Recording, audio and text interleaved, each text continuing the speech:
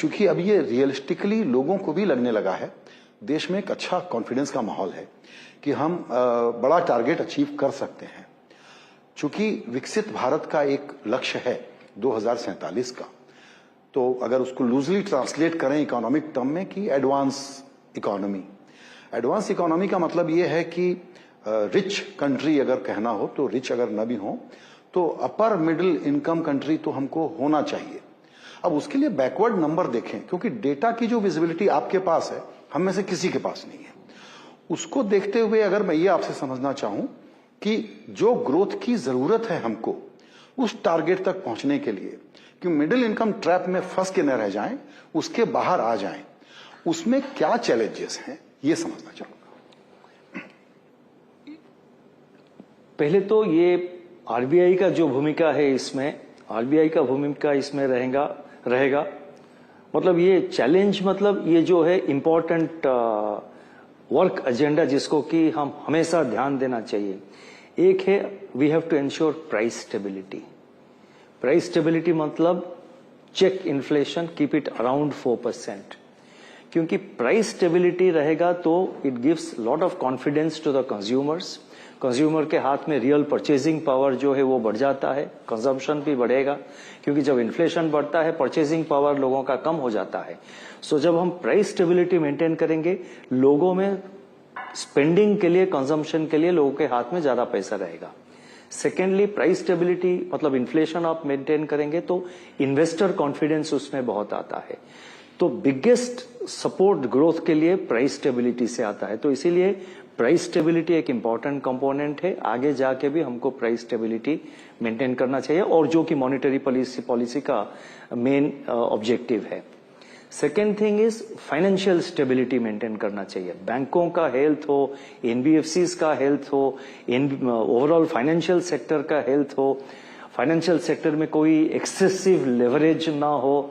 So financial sector stability बहुत जरूरी है।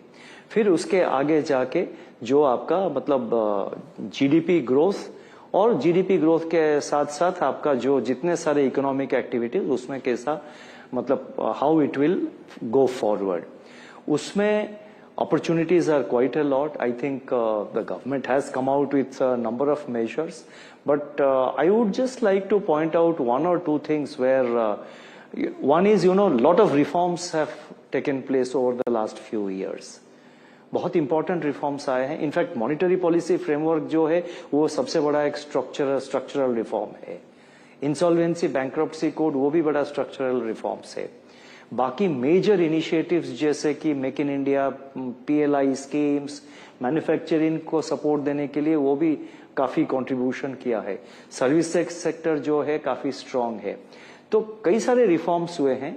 जो पेंडिंग रिफॉर्म्स है, चाहे वो सेंट्रल लेवल में हो या स्टेट लेवल में हो, इनफैक्ट स्टेट लेवल में बहुत सारे रिफॉर्म्स करना जरूरी है। तो जो पेंडिंग रिफॉर्म्स है, और मेनली वो रहेगा, आप मान लीजिए agricultural marketing sector, agricultural supply chain sector, उसमें मतलब some reforms are required. Labour में भी कई सारे steps are required, some reforms are required. Major items are also not just in central government domain, they are also in the state government domain. So therefore these reforms have to be continued. Innovation is today, innovation, startups, fintech is giving great opportunity.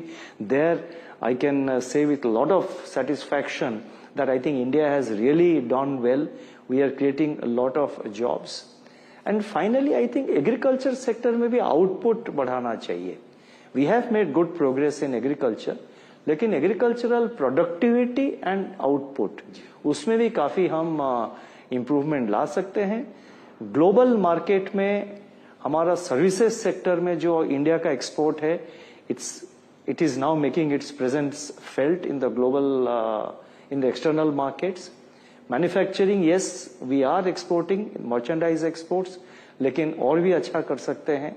उसके तरफ ध्यान दिया जा रहा है। ऐसे नहीं कि measures are not being taken, measures ले रहे हैं, but I am just flagging कि these are the important issues.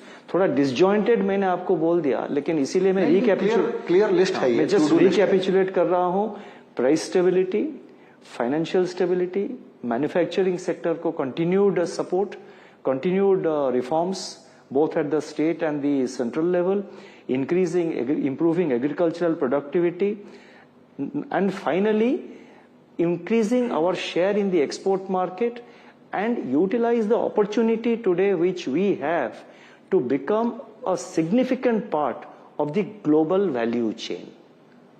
उसमें हमारा इंडिया का जो शेयर है उसको बढ़ाने के लिए आज का जो स्थिति है, it's a big opportunity for India. India has made good progress, but I think we can still improve and do quite a lot in that area.